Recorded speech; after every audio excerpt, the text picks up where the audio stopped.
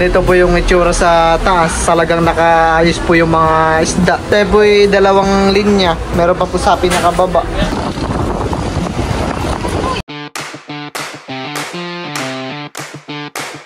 Ay guys, ngayon po ay papunta po kami nila sa Dinahican. Hindi kaya malaki ang alon? Mas maganda kahit malalaki ang alon. Ay tara. Kasama muna ako sa iyo.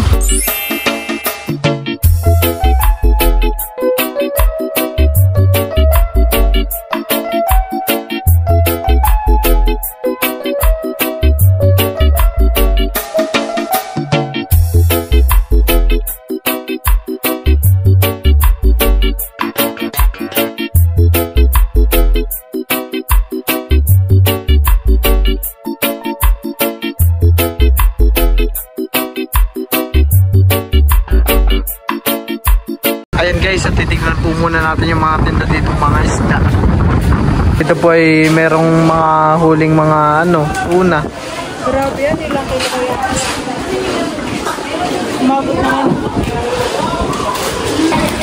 Umabot po ng mga 36. Ay mga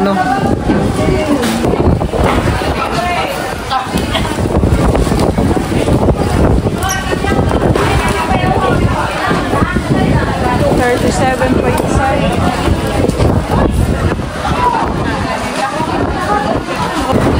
yata.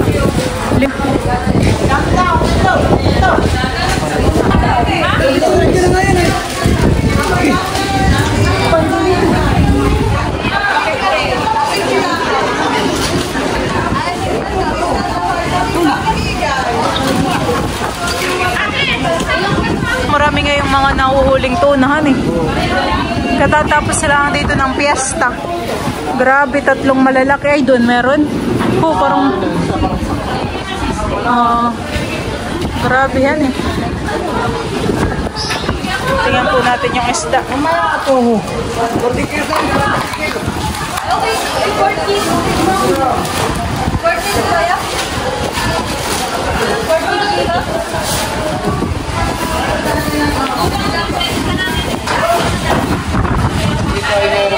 Ito ay mayroong mga pangalan yung mga tuna at yung mga kilo.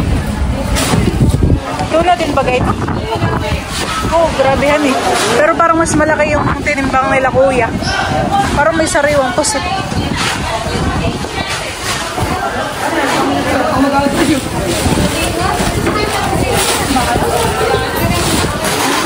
Oh, 37.7.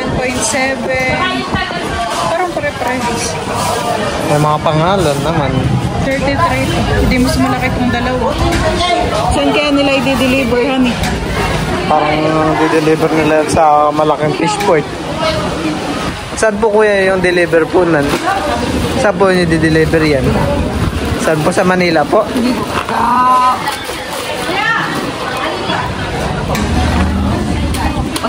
Batangas. Oh, Batangas. Kala ko sa nabutas. Dito rin po ay mayroong dorado. Dalawang piraso. Dito rin po ay maraming tunang mga nahuli. Marami din yung pusit eh. Dami nga. Para mga sariwa talaga. Saan naman kaya nila i-deliver? Isa lang kaya pinagbabagsakan nila. Parang iba yung pangalan. NR, di ba sa Kapilay Christian? Sayang hindi natin naabutan yung isda. Kaya nga. Hindi natin naabutan na inaangat dito. Ay, ayun o, dami. Grabe dami. Pala yung mga isda. Ito na bagang tawag sa ganyan malalaki. Bunjing sa amin. Ang tawag sa amin yung bunjing. Di yan pala nagtatago sa kulay orange. Dito po pala sa malaking nakabukod siguro yung mga tuna lang. 9.2. Dito po yung na yung mga bunjing.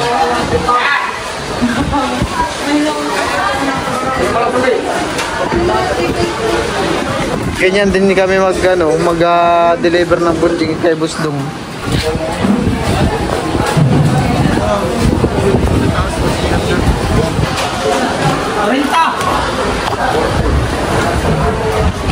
May mas malalaki pa pala doon, ano eh. Ay, kuya.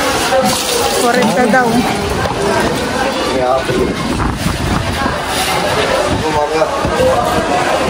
Yung deliver ko ng Manila. Sa Manila naman daw yung Talagang maigi ang ayos dito sa loob.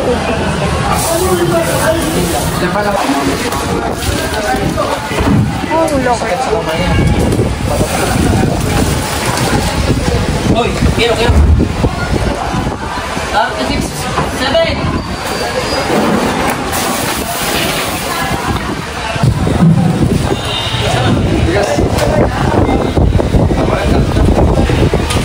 ito naman po ay merong pusit. Akala ko itapos na ng panahon ng pusit. Uwi mo na yung isa. Kunin mo na.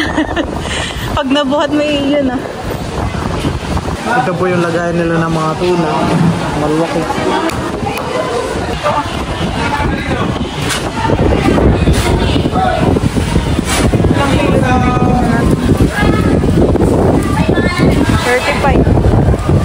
Tapos na campus pa dito sa Dominica. Kaya siguro ipa-blessing yung magat na kung maraming Kaya nga.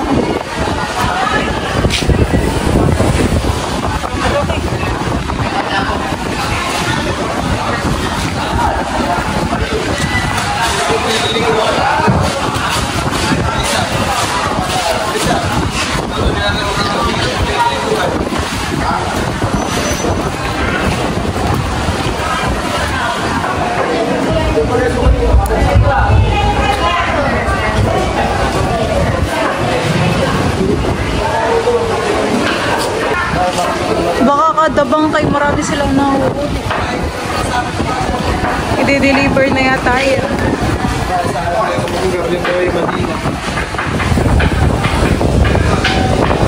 At dito naman po ay napakaraming pusit.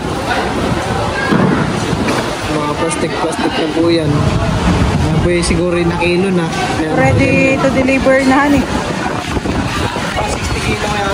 60 kilo pala. Isang ganito.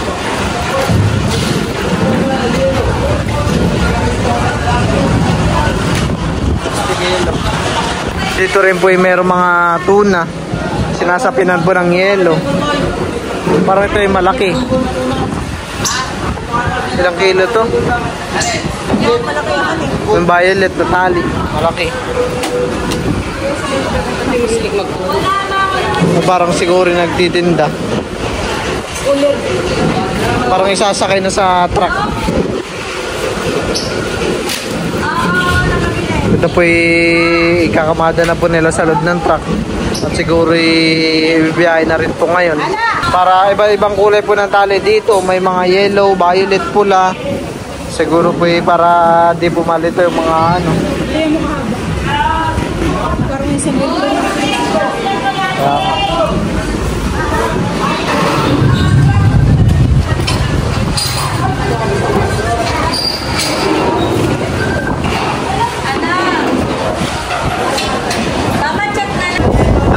Sa kabilang tent ay meron po mga nag-akarga ng mga isda. Pusit din po. Pusit tsaka meron mga tuna. Para mas malaki yun. Nakabalot na po yung mga tuna tsaka yung mga pusit. Nakakarga na lang po nila.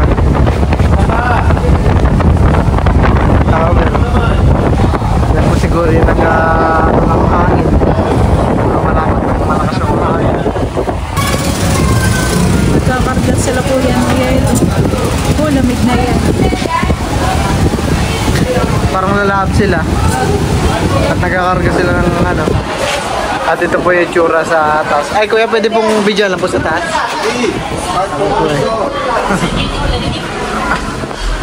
Ganito po yung itsura sa taas. Talagang nakaayos po yung mga isda.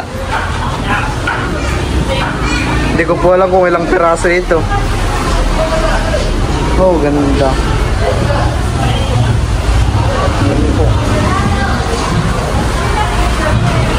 Hanggang dulo po yan.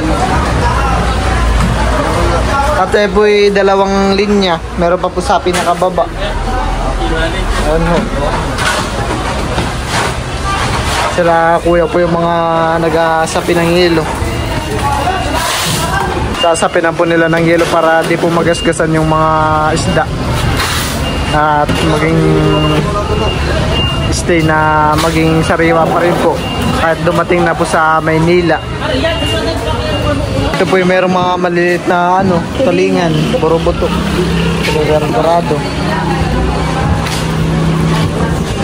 Saan ka bibili?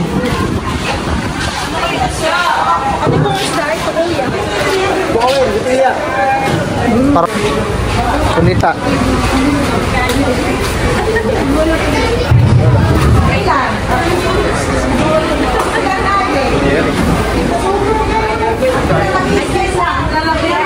May po ni Balay bumili po ng pugita. Yan ay lulutuin ko bukas. Okay, masarap.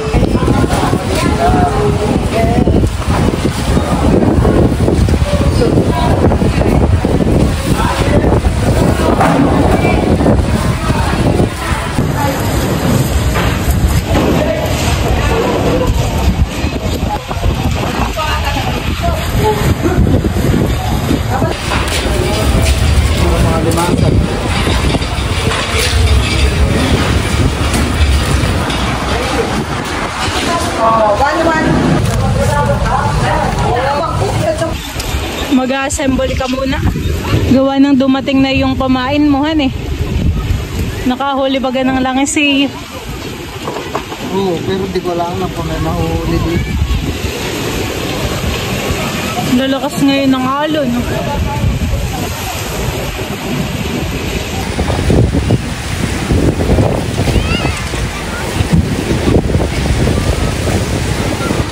Wala kaya dito yung batang nakita mo? Nag-import na yun eh. Tagabayan, han eh. Pero parang palagi nandito yun. Sabi niya palagi daw siya lumalayas. Kukulit na bata. Baka kahapoy na miesta. Oo, at kilala rin siya ng mga tao dito.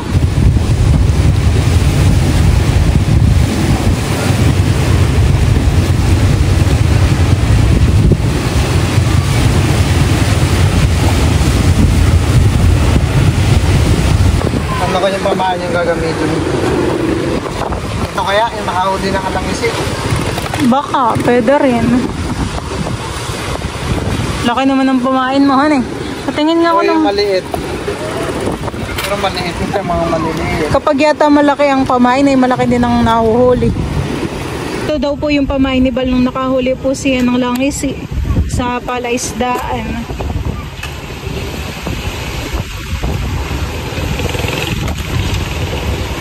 Yung maliit mo nang itatry mo. Sana'y makahuli ka ng tuna. Chares.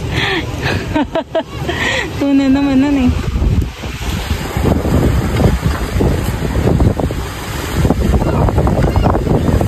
Saan ka banda? Dito lang sa harap. Mamimiwas o banda doon?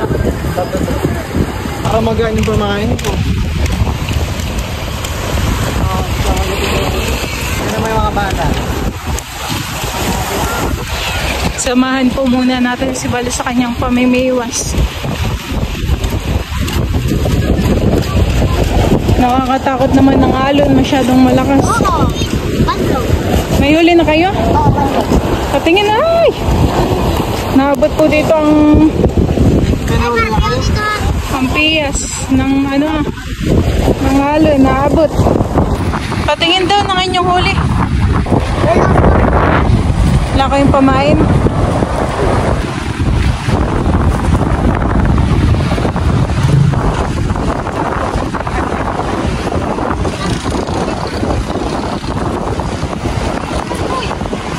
Meron na.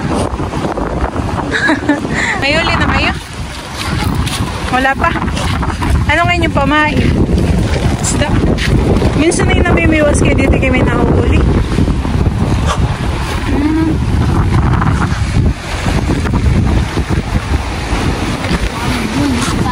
Lakas ng halon. Mayroon din. Tsaga-tsaga lang.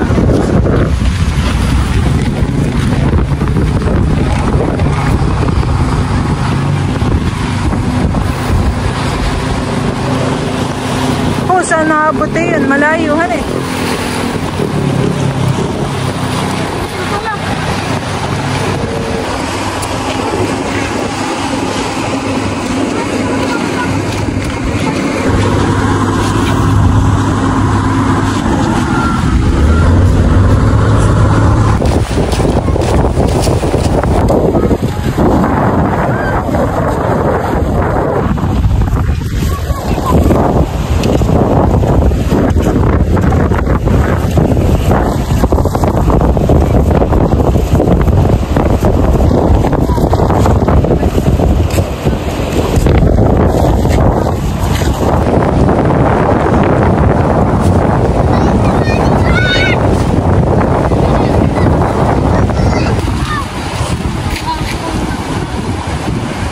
Makauli yung maliit, pinalit na mo pa ng malaki.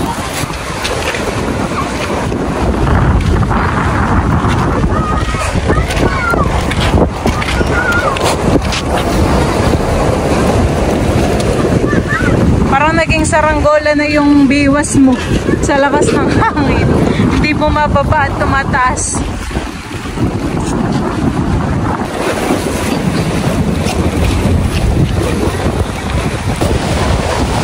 Meron pong padating na bangka.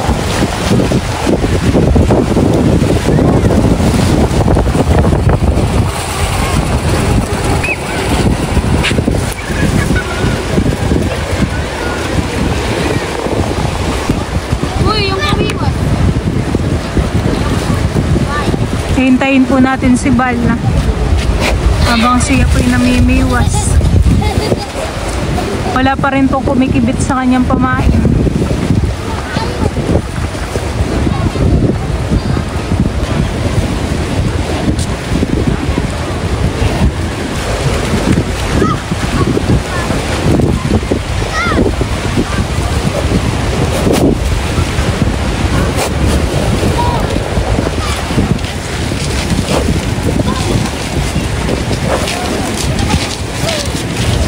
Bumili po muna kami ng donut dito sa Pinaikan.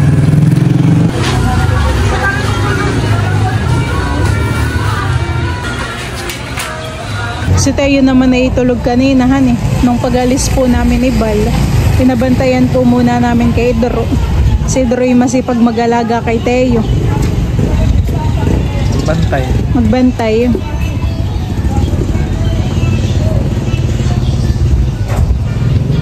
Bawi ka na lang next time. Pamimiwas mo. Ganun talaga Lalo't parang first time mo lang mag-fishing rod. Si Bal po nakikita ko'y nanonood rin po sa YouTube. Umaano po siya ng mga technique. Ha?